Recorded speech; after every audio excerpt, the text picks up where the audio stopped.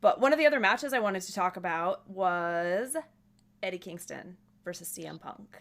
Fighting each other, beating the Dude, shit out of each other, feeling dude, so real, feeling dude. so antagonistic, and I'm really angry that CM Punk won, even though I knew that he would. No, do you know what? I'm the same. In fact, do you know what? In my predictions, I was like, Kingston to win, but I thought no, sorry, I said Punk to win, but I thought Kingston could win with like some form of like, I don't know, like some form of like DQ or something. Like I don't know. I knew it was going to be like a brawl, and that's the Uh-huh. thing. It was a brawl. Like I actually don't really remember much actual wrestling within that match. It was watching a scrap. Yeah. It was watching an actual fight.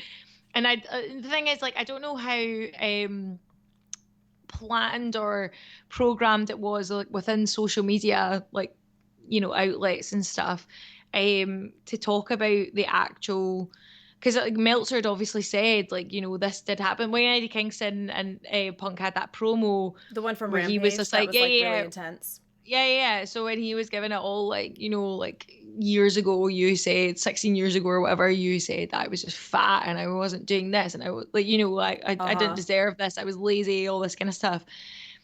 Dave Meltzer then came out and said, like, that's actually true. Like, that really happened. So you can understand why someone would hold an absolute grudge Oh, over of that. course. And Especially especially someone like Eddie somebody Kingston who does take himself very seriously, right? Because very he's worked his seriously. ass off. Like he was extremely poor for a very long time because Yeah. of wrestling. It's that Well, whole that's like it. And devotion to the craft or whatever. That's that's Eddie what he said. Kingston. That's what he said. And he even brought it up to like more recent days where he was like, during the pandemic, I had to like get out of my house. Like I couldn't afford my house. Uh-huh. And this is somebody who was signed before the freaking pandemic. So you would think, was protected in some way or shape or form and, getting money coming in and he had to move because he couldn't afford his house and he was this, that, and the other thing.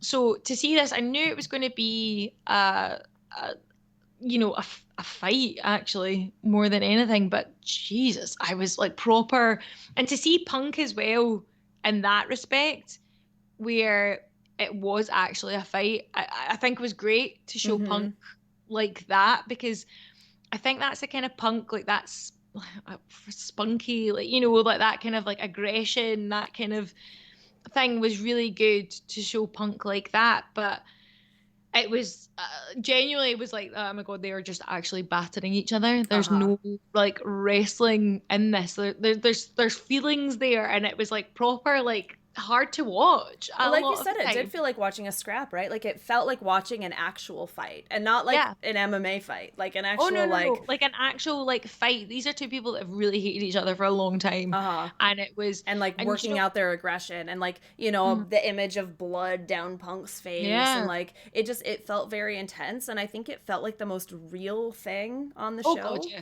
Yeah, Like yeah, absolutely. I don't need my wrestling to feel real. I don't. Like I love crazy flips. I love stuff. Like I probably like it more than some people do, even though I don't like Young Bucks matches, but whatever. Like that's just because there's too much Mhm. all at once.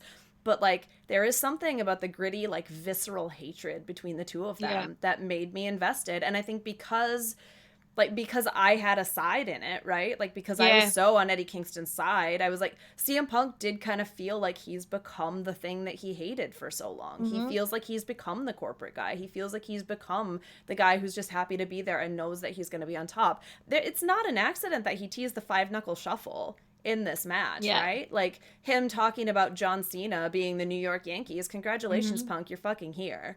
Like, Yeah. because No, that's it's so true.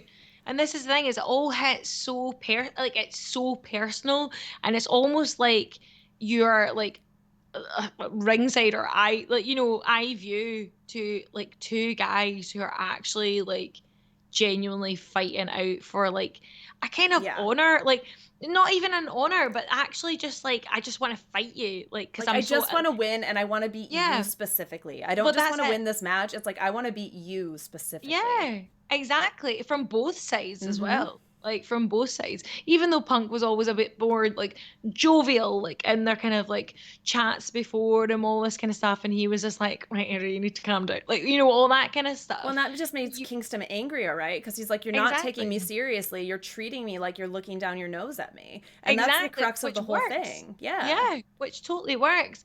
And it was, I mean, it was genuinely like, so I watched that match when I was in the gym and I was like on the treadmill watching it and I was just like, oh my, you know, that way. And I was so aware of my face while I Oh, was doing yeah. it because there was like people like either side of me and I was like, oh my God. And I was like, like, and I had to just walk. I had to just walk it out because I was like, this is too much. Like, Uh-huh. Like, it's very intense.